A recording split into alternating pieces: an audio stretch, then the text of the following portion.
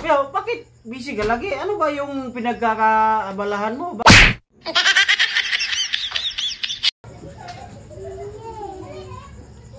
Tara, punta si Paring Jundir natin doon.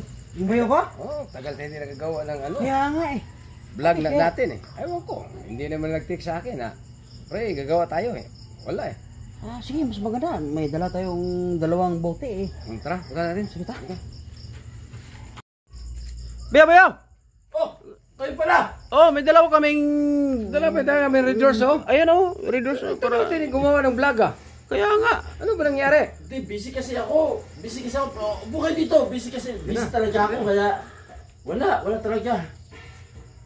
Bali, susunod. Gagawa tayo ng vlog. Susunod. Busy talaga ako. Inantay ka namin eh. Hindi, busy talaga ako. Tagal eh.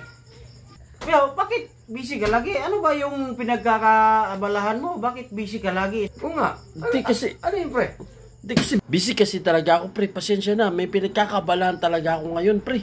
Pasensya na. Bali, sa susunod, ipapatawag ko kayo. Gagawa tayo ng content, pre. Yung page natin na baka mawala eh.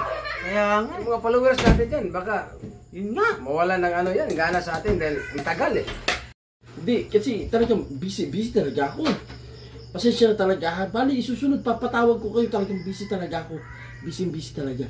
Tagal Bakit? na pre. Kaya nga, Bayaw, ano ba yung pinagkakaabalahan mo, Bayaw? Hindi, wala.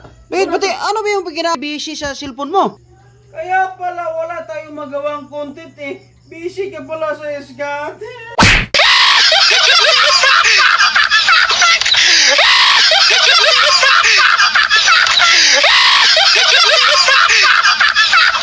Shoutout pala kay yung tindira, pinakamagandang tindira dyan sa Angelo's Pride.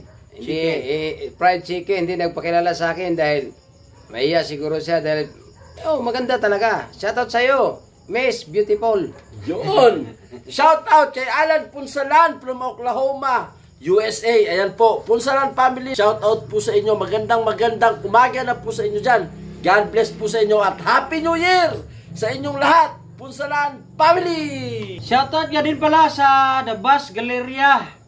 Lalong-lalo na kay Gina Insipido, Along nga kusinero, tsaka si Jordan Mikulov.